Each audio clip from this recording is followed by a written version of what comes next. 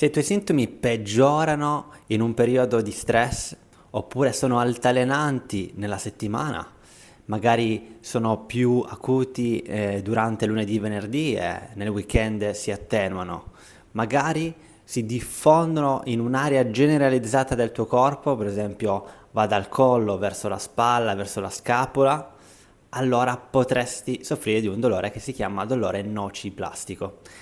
Dolore che è probabilmente arrivato da una contrattura o da una, magari un infortunio tempo fa, mesi fa, ma oggi quel dolore è stato registrato a livello del tuo cervello, del sistema nervoso centrale. I dolori nociplastici, credici o no, sono la maggior parte dei dolori persistenti, cronici. La parola cronico non ti deve far paura perché semplicemente vuol dire sopra i 3 mesi di dolore, ciò non vuol dire che non può ritornare a stare bene. Queste tipologie di dolori sono appunto dell'80% in su delle percentuali di persone che soffrono di dolori persistenti.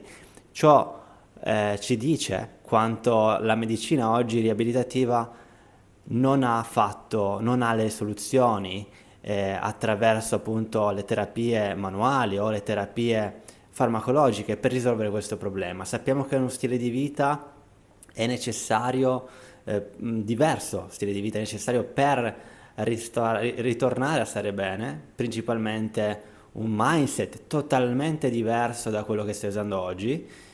Cosa vuol dire mindset? Vuol dire non andare in ipervigilanza nuovamente per questo dolore, perché nessuno ti ha spiegato che non è strutturale, è registrato nel sistema nervoso, quindi puoi usare differenti tecniche, differenti approcci per portare più calma all'interno di te. Capire anche che ci sono degli aspetti del tuo carattere che se modificati possono dare di beneficio a questo sintomo di dolore.